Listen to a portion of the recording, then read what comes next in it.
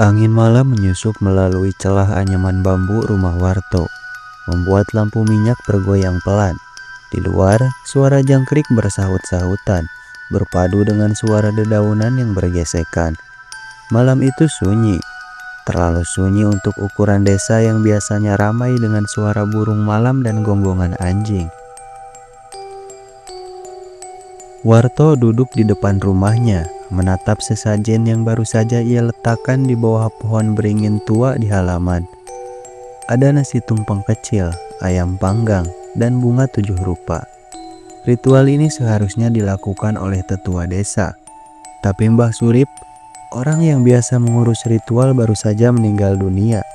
Tak ada yang berani menggantikan tugasnya.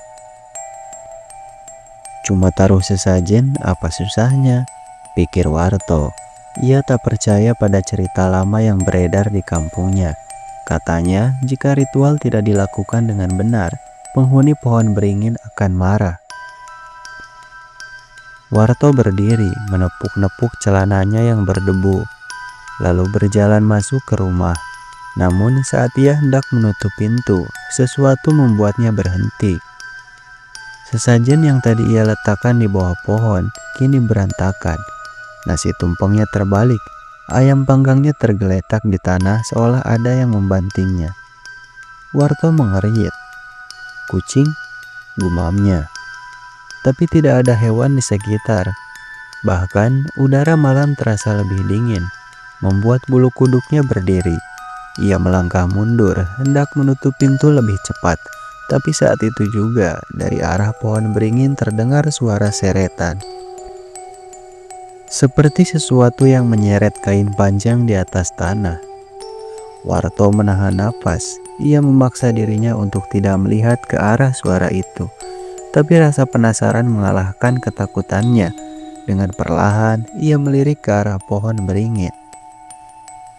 Di bawahnya berdiri sosok tinggi dengan kain putih kusam yang kotor oleh tanah dan lumpur. Kepalanya terikat kain yang mulai mengendur. Wajahnya tidak terlihat jelas, tapi ada sesuatu yang lebih menakutkan. Tubuhnya tidak bergerak, tapi kain kafan yang membungkusnya bergoyang-goyang seolah ada yang berusaha keluar dari dalamnya.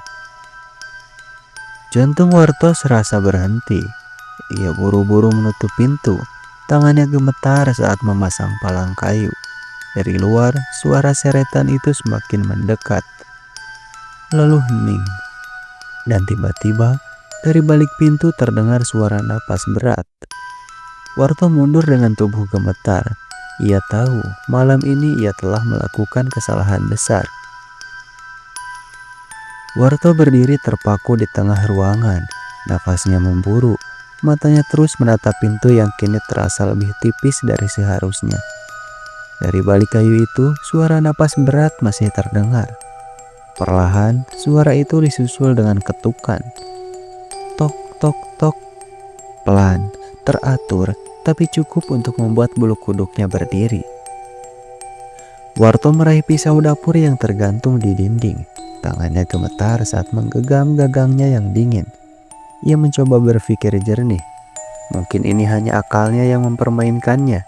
Mungkin ini hanya angin. Tapi suara itu terus berlanjut. Ketukan itu bukan suara angin. Lalu, tanpa peringatan, pintu bergetar keras. Seperti ada sesuatu yang ingin masuk. Warto tersentak, mundur hingga menabrak meja kecil di belakangnya. Lampu minyak bergoyang, nyalanya hampir padam. Sekilas, dalam cahaya redup itu, ia melihat bayangan di celah bawah pintu. Kain putih kusam, kotor oleh tanah dan lumpur. Darahnya membeku. Ia ingin lari, ingin keluar dari rumah ini. Tapi kemana? Keluar berarti mendekati makhluk itu. Lalu, mendadak semuanya hening. Tak ada lagi ketukan. Tak ada suara napas berat. Hanya suara jangkrik yang kembali terdengar dari kejauhan. Warto menahan nafas. Ia menunggu, memastikan semuanya benar-benar sudah berlalu. Mungkin itu hanya perasaannya. Perlahan, ia melangkah maju, mendekati pintu. Tangannya terulur ragu-ragu. Jika memang sudah tidak ada apa-apa, ia harus melihatnya sendiri. Tapi tepat saat ia menyentuh palang kayu, suara berdesis dari balik pintu. Jantungnya hampir lompat keluar. Ia tersentak mundur, matanya membelalak ketakutan. Makhluk itu masih ada di sana. Tidak, lebih buruk dari itu, makhluk itu tahu bahwa Warto ada di balik pintu. Dan kini suara napasnya semakin dekat. Warto berdiri di tengah ruangan dengan tubuh menegang. Ia bisa merasakan keringat dingin mengalir di pelipisnya. Napas berat itu masih terdengar dari balik pintu, tetapi lebih pelan, seperti sedang mengamati. Pikirannya berpacu. Ia harus melakukan sesuatu. Tidak mungkin diam saja sampai pagi. Dengan tangan gemetar, ia menggenggam pisau lebih erat. Lalu, dengan satu tarikan napas dalam, ia bergerak cepat menjauh dari pintu, menuju kamar, mengunci dirinya di dalam. Gelap, hanya ada cahaya samar dari sela-sela papan dinding. Ia menempelkan telinganya ke pintu, mencoba mendengar. Sunyi, mungkin makhluk itu sudah pergi. Krek, sebuah suara kecil datang dari balik kamar. Warto menegang.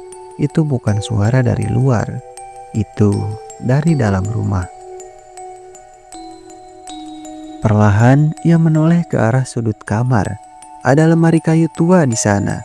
Pintunya sedikit terbuka, seolah baru saja ada yang bergerak di dalamnya. Jantung Warto berdegup semakin cepat. Ia ingat betul, tadi lemari itu tertutup rapat. Dengan tangan masih gemetar, ia mengangkat pisau, bersiap menghadapi apapun yang ada di sana. Namun sebelum ia sempat mendekat, pintu lemari terbuka sedikit lebih lebar. Gelap di dalamnya, tetapi Warto bisa melihat sesuatu. Di antara tumpukan kain dan barang-barang lama, ada celah kosong, dan di dalamnya tampak sepasang kaki terbungkus kain kafan kotor. Darah Warto seakan berhenti mengalir. Tubuhnya membeku di tempat. Ia ingin mundur, tetapi kakinya terasa berat. Matanya terpaku pada kain kafan yang sedikit demi sedikit bergerak, seperti ada sesuatu di dalam yang ingin hendak keluar. Dan lalu, sesuatu di dalam lemari itu bergerak cepat. Brak! Pintu lemari terbanting terbuka, dan sesuatu melompat ke arahnya. Warto berteriak, jatuh terduduk, pisau di tangannya terlepas. Ia merangkak mundur, matanya tak bisa berpaling dari sosok yang kini berdiri kaku di tengah kamarnya. Pocong itu tidak bergerak, tidak mengeluarkan suara, tapi Warto tahu makhluk itu melihatnya. Dengan tubuh gemetar, Warto mencoba bangkit, tapi saat itu juga pocong itu bergerak. Bukan melompat, bukan melayang, tetapi jatuh ke depan dengan gerakan kaku seperti tubuh tanpa tulang yang dihempaskan begitu saja. Lalu dari dalam kain kafan yang mengendur, sesuatu berusaha keluar. Warto tak sanggup lagi. Ia menjerit, membuka pintu kamar dan berlari keluar tanpa peduli apapun. Tapi saat ia melewati ruang depan, sesuatu membuat langkahnya terhenti. Pintu rumahnya masih tertutup rapat, dan dari balik pintu itu suara napas berat masih terdengar. Warto membeku. Kalau pocong itu masih di luar, lalu apa yang tadi ada di dalam lemari? Warto berdiri di tengah ruangan dengan tubuh gemetar. Pintu rumah masih tertutup rapat, tetapi suara napas berat dari luar belum menghilang. Sementara itu, dari dalam kamar, lemari tua terbuka lebar. Kosong. Jantungnya berdetak dengan kencang. Ia tidak tahu harus lari kemana. Keluar berarti ia harus menghadapi pocong yang sejak tadi mengetuk pintunya. Tapi tinggal di dalam rumah juga bukan pilihan. Makhluk itu sudah ada di dalam sebelumnya. Ia harus melakukan sesuatu, harus berpikir jernih. Ritual, itu satu-satunya jalan. Tiba-tiba, ia teringat sesuatu yang pernah dikatakan Mbah Surip sebelum meninggal. Jangan sembarangan menaruh sesajen. Ada doa yang harus dibaca. Kalau tidak, yang datang bukan yang seharusnya. Jadi itu kesalahannya. Ia telah melakukan ritual tanpa doa, tanpa izin, dan mungkin tanpa disadari mengundang sesuatu yang lain. Warto meraba kantong celananya. Jari-jarinya menemukan sesuatu, sisa bunga jak 7 rupa dari sesajen tadi. Dadanya berdebar, jika ini benar kutukan dari ritual yang salah, mungkin masih ada cara untuk memperbaikinya. Tapi sebelum ia sempat bergerak, suara itu kembali terdengar. Dari arah jendela, kain putih kotor terlihat bergerak. Pocong itu ada di luar atau di dalam. Warto menelan ludah. Ia harus keluar dari sini, harus ke rumah Pak Darmo, dukun kampung yang mungkin tahu cara mengusir makhluk ini. Dengan langkah hati-hati, ia berjalan ke pintu belakang. Ia tahu jika membuka pintu depan, makhluk itu pasti sudah menunggu di sana. Tangannya terulur, meraih palang kayu, menariknya pelan. Tapi saat itu juga, dari balik pintu, terdengar sesuatu. Bukan napas berat, bukan ketukan, tapi suara berbisik. Pelan, menyeramkan, seolah berasal dari banyak mulut yang berbicara bersamaan. Jangan menoleh, jangan menoleh, jangan menoleh. Warto terpaku, lehernya terasa kaku. Ia tidak berani melihat ke belakang. Lalu sesuatu menyentuh pundaknya, dingin, kasar, seperti kain kotor yang basah oleh tanah dan darah. Jantung Warto hampir meledak. Dalam kepanikannya, ia menendang pintu belakang dengan sekuat tenaga dan berlari keluar. Hutan kecil di belakang rumahnya gelap dan sunyi. Ia tidak peduli, yang penting ia harus lari menjauh sejauh mungkin. Tapi langkahnya terhenti. Di depan sana, di antara pepohonan, sesuatu berdiri diam. Pocong itu, tapi kali ini tidak hanya satu. Ada lebih dari 5 sosok berdiri di antara pepohonan, membentuk barisan. Diam, tidak bergerak, tidak bersuara. Warto tidak tahu harus berbuat apa. Ia mundur perlahan, berharap ini hanya ilusi. Tapi begitu ia melangkah, 5 pocong itu serentak menundukkan kepala. Dan dari dalam kafan mereka terdengar suara mengerikan. Suara rintihan orang-orang yang terkubur hidup-hidup. Warto menjerit dan berlari tanpa arah, masuk lebih dalam ke dalam hutan, menuju rumah Pak Darmo. Tapi yang tidak ia sadari, semakin jauh ia berlari, semakin sunyi dunia di sekitarnya. Tidak ada suara jangkrik, tidak ada angin, dan tanah yang ia injak terasa lebih lunak, lebih lembab, seperti tanah kuburan yang baru digali. Warto berlari sekuat tenaga, tapi kakinya mulai terasa berat. Tanah di bawahnya seperti menyedot langkahnya. Semakin dalam, semakin sulit bergerak. Ia mencoba melihat ke belakang, tapi tiba-tiba suara bisikan itu kembali terdengar. Jangan menoleh, jangan menoleh, jangan menoleh. Tubuhnya menegang. Ia memaksa dirinya untuk tetap menghadap ke depan. Tapi rasa penasaran dan ketakutan mulai menguasainya.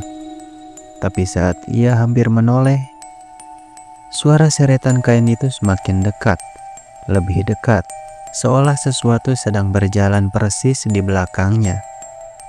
Napas Warto memburu. Ia meremas bunga 7 rupa di tangannya, berharap ini bisa melindunginya. Ia tahu ia harus sampai ke rumah Pak Darmo. Hanya dukun itu yang tahu cara mengusir makhluk ini. Tapi di depan sana, di bawah cahaya bulan yang redup, sesuatu berdiri di tengah jalan setapak. Pak Darmo. Orang tua itu berdiri diam dengan sorot mata yang tajam. Warto hampir menangis lega. "Pak Darmo, tolong saya, Pak," teriaknya sambil berlari mendekat. Tapi Pak Darmo tidak bergerak. Warto merasakan ada yang aneh. Cahaya bulan membuat wajah orang tua itu terlihat pucat, terlalu pucat. Dan kemudian Warto menyadari sesuatu. Pak Darmo tidak punya bayangan. Darahnya langsung membeku. Sebelum ia bisa bereaksi, suara dari belakangnya tiba-tiba berhenti. Tidak ada lagi suara seretan kain. Tidak ada lagi bisikan. Hening. Dan saat itu juga Pak Darmo yang berdiri di depannya menundukkan kepala dengan kaku. Dari dalam kain sarung yang ia pakai, terdengar suara yang tidak seharusnya keluar dari mulut manusia. Suara rintihan orang-orang yang terkubur hidup-hidup. Warto tidak bisa lagi menahan teriakannya. Ia mundur, tapi tanah di bawahnya semakin tenggelam. Bau anjir menyeruak ke hidungnya. Bau tanah basah bercampur dengan sesuatu yang lebih busuk, lebih menjijikan. Dan saat ia sadar, ia melihat ke bawah. Tangannya menyentuh jari-jari mayat yang mencuat dari dalam tanah. Warto terpaku, matanya membelalak ngeri. Jari-jari mayat yang mencuat dari tanah terasa dingin, keras, tapi juga seolah masih hidup, bergerak perlahan, seakan berusaha meraih tangannya. Ia menarik nafas tersenggal, berusaha menarik tangannya, tapi tanah di bawahnya seperti menyedotnya lebih dalam. Pak Darmo masih berdiri di sana, atau lebih tepatnya, sosok yang menyerupai Pak Darmo. Kain sarungnya perlahan mengendur, wajahnya semakin menunduk, dan dari balik kain itu, sesuatu mulai muncul. Bukan wajah manusia, tapi tulang wajah yang berlumuran tanah dan belatung. Warto meronta, kakinya menendang, berusaha keluar dari tanah yang kini semakin melahap tubuhnya. Dia tidak boleh mati di sini. Di kepalanya, ia mengingat semua cerita yang pernah ia dengar tentang orang-orang yang hilang setelah melanggar larangan di desa, tentang mereka yang melakukan ritual sesajen tanpa doa yang benar dan tidak pernah ditemukan lagi. Tapi ada satu hal yang paling menyeramkan. Orang-orang yang hilang itu katanya tidak benar-benar pergi. Mereka masih ada, terkubur di tempat ini, menjadi bagian dari tanah, dan kini ia hampir menjadi salah satu dari mereka. Tiba-tiba sesuatu menarik tubuhnya dengan kasar. Warto berteriak, mengira tangan mayat di bawah tanah telah berhasil merenggutnya. Tapi saat ia menoleh, ia melihat Pak Darmo yang asli.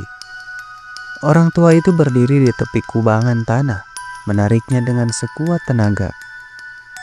Warto, jangan lihat ke belakang. Taruh bunga 7 rupa di tanah, cepat, teriak Pak Darmo. Dengan sisa tenaga yang ia miliki, Warto mengangkat tangannya yang masih menggenggam bunga 7 rupa.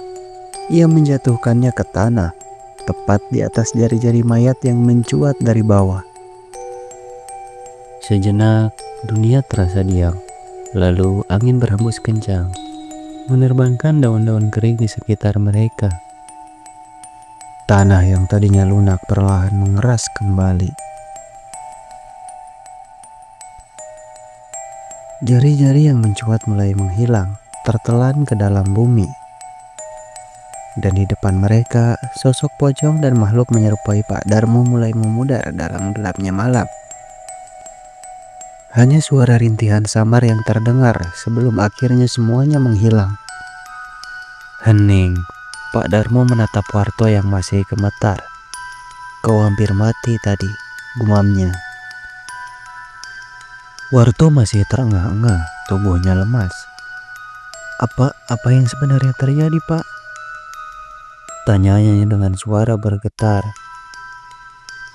Pak Darmo menarik napas dalam. Pak Darmo menarik napas dalam.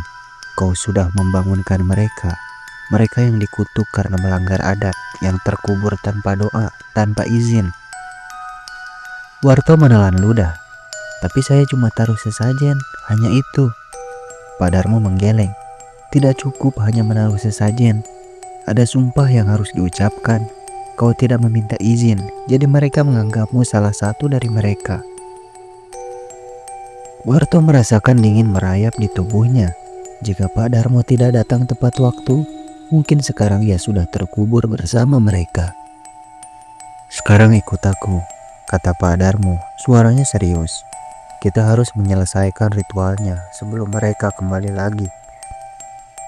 Warto tidak berani menolak. Dengan tubuh yang masih lemas, ia mengikuti langkah Pak Darmo kembali ke arah desa. Meninggalkan tanah kuburan yang baru digali untuk sementara. Warto mengikuti Pak Darmo dengan langkah terseret. Tubuhnya masih gemetar, dan setiap kali ia menoleh ke arah hutan, bayangan pocong yang tadi mengejarnya masih terasa di benaknya. Mereka belum benar-benar pergi. Pak Darmo membawanya ke sebuah tanah lapang di dekat makam desa. Ada sesajen yang telah disiapkan, nasi tumpeng, bunga 7 rupa, dan sebatang dupa yang sudah mulai terbakar. Berdiri di situ, perintah Pak Darmo, menunjuk lingkaran tanah yang terlihat lebih gelap dari sekitarnya. Warto ragu, tapi tatapan serius Pak Darmo membuatnya menurut. Orang tua itu mulai menaburkan bunga 7 rupa di sekeliling Warto, lalu menuangkan air kembang ke atas kepalanya. Saat aku mulai membaca doa, apapun yang terjadi, kau tidak boleh bergerak. Warto mengangguk cepat. Pak Darmo menutup mata dan mulai membaca mantra dalam bahasa Jawa kuno. Suaranya lirih tapi kuat, menggema di antara pepohonan. Awalnya tidak ada yang terjadi, tapi lalu angin mulai bertiup kencang. Dupa yang menyala berkedip-kedip seperti akan padam. Daun-daun kering berputar di sekitar mereka. Lalu terdengar suara itu lagi. Suara seretan kain kafan. Warto merasakan bulu kuduknya berdiri. Ia tidak berani menoleh, tapi ia tahu mereka kembali. Bisikan yang sejak tadi menghantuinya kini terdengar lebih jelas, lebih dekat. Warto mengatupkan rahangnya erat-erat, lalu sesuatu mulai menyentuh pundaknya. Dingin, basah, seperti tangan tanpa darah, tanpa daging. Ia ingin berteriak, ingin lari, tapi ia tahu jika ia bergerak ritual ini gagal. Pak Darmo terus membaca doa dengan suara yang semakin keras, tapi Warto mulai kehilangan kendali. Napasnya tersenggal, tubuhnya menegang, lalu sesuatu berbisik tepat di telinganya. Warto tidak bisa lagi menahan diri, ia menoleh, dan saat itu juga semuanya menjadi gelap. Warto terbangun dengan napas tersenggal. Ia masih di tanah lapang, tapi Pak Darmo kini duduk di sampingnya, menatapnya dengan wajah muram. Kau menoleh? Kata Pak Darmo pelan. Warto menggigil. Ia mengingat semuanya. Bisikan itu, sentuhan dingin di pundaknya, dan yang paling jelas, wajah hancur di balik kain kafan yang tadi ia lihat sekilas. Pak Darmo menatapnya lama. Ritualnya memang selesai. Mereka tidak akan mengejarmu lagi. Warto merasa lega sesaat. Tapi lalu ia melihat ekspresi Pak Darmo yang masih serius. Tapi ada harga yang harus dibayar. Jantung Warto mencelos. Maksudnya Pak? Pak Darmo menghela napas berat. Mereka tidak bisa membawamu malam ini, tapi mereka sudah menandaimu. Warto menelan ludah. Lalu apa yang akan terjadi? Pak Darmo menatapnya dalam-dalam. Kau tidak akan tahu kapan, tapi suatu hari nanti mereka akan datang lagi. Mungkin tahun depan, mungkin 5 tahun lagi, mungkin saat kau sudah merasa aman dan melupakan semua ini.